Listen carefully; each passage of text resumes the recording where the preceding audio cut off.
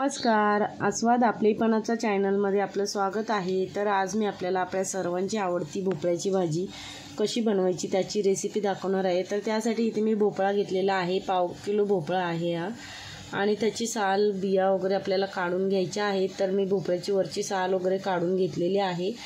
त्यानंतर ती आपल्याला अशा प्रकारे बारीक बारीक कापून घ्यायची आहे। भोपळ्याची भाजी खायला खूप छान लागते, पटकन होते। आपण टिफिनला वगैरे अशा प्रकारे पटकन बनवून देऊ सुद्धा शकतो। म्हणजे भोपळ्याची भाजी तर जास्त सर्वांनाच आवडते, कारण ती गोडसर अशी लागते, त्यामुळे मला तर फार आवडते ती भाजी। त्यानंतर मी भोपळा बारीक कापून घेतलेला आहे आणि स्वच्छ धुवून घेते, कारण मी कापल्यानंतर धुते भोपळा। तर इथे मी त्याला सर्व व्यवस्थित काढून घेतलेला आहे आणि भाजी पटकन होते, जास्त वेळसुद्धा लागत नाही। म्हणजे आपण सकाळच्या वेळी घाई गडबड वगैरे असते, अशा वेळी टिफिनला बनवून देऊ शकतो ही भाजी। तर मी भोपळा जो आहे तो स्वच्छ धुवून घेतला आहे। त्यानंतर मी इथे कढई तापत ठेवलेले आहे, त्याच्यामध्ये तेल घालून घेतलेलं आहे। तेल चांगलं तापल्यानंतर त्याच्यामध्ये आपल्याला जिरं, त्यानंतर राई आणि त्यानंतर कढीपत्ता घालून घ्यायचा आहे। चांगलं मिक्स करून घ्यायचं आहे आपल्याला कढीपत्ता घातल्यानंतर, आणि चांगलं मिक्स केल्यानंतर इथे मी लसूण बारीक करून घेतलेले आहे, ती आपल्याला त्याच्यामध्ये घालून चांगली परतून घ्यायची लालसर होईपर्यंत थोडी, कारण लसूण घातली की त्याने आपल्या भाजीला खरंच खूप छान अशी टेस्ट येते। म्हणून लसूण ठेचून न घालता अशी कापून घालायची। तर लसूणसुद्धा मी लालसर करून घेतलेला आहे। त्यानंतर मिरची घेतलेली आहे, कारण ही आपली मिरचीची भाजी असते, त्यामुळे मिरची घेतलेला आहे, तो उभा चिरून घातला आहे, तो सुद्धा चांगला परतून घ्यायचा।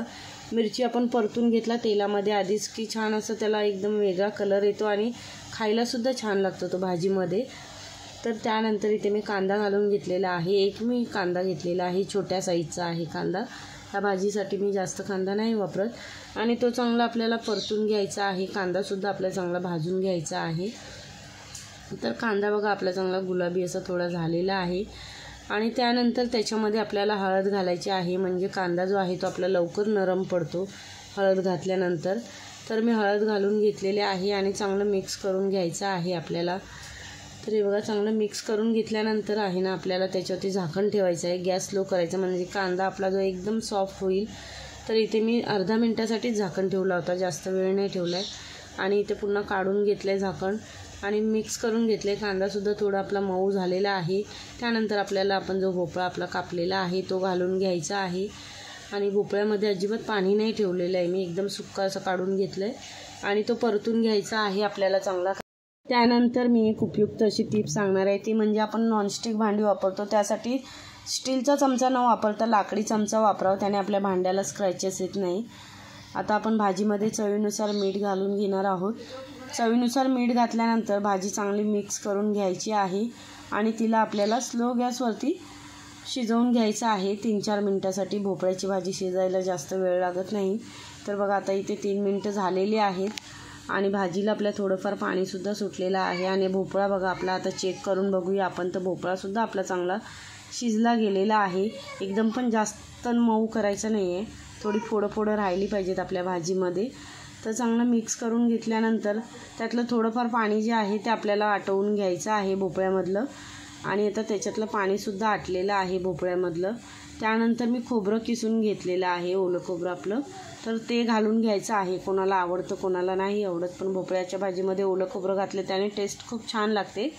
तर ओलं खोबरं घालून घेतलं आणि ते सुद्धा मिक्स करून घ्यायचं आहे आपल्याला, आणि मिक्स केल्यानंतर मी इथे कोथिंबीरसुद्धा बारीक कापून घेतलेली आहे, आणि ती सुद्धा आपल्याला त्याच्यामध्ये घालून घ्यायची आहे भाजीमध्ये। तर बघा खोबरंसुद्धा आपलं चांगलं एकदम त्याच्यामध्ये मिक्स झालं आहे भाजीमध्ये, आणि भाजीसुद्धा आपली चांगली शिजले, आणि वरून कोथिंबीरसुद्धा घालून घेतलेली आहे। आणि कोथिंबीर वगैरे घातल्यानंतर आपली भाजी जी आहे ती तयार झालेली आहे। आता खायला ते मिक्स करून घेतले एकदा, तर बघा मस्तपैकी अशी आपली झटपट अशी भोपळ्याची भाजी तयार आहे।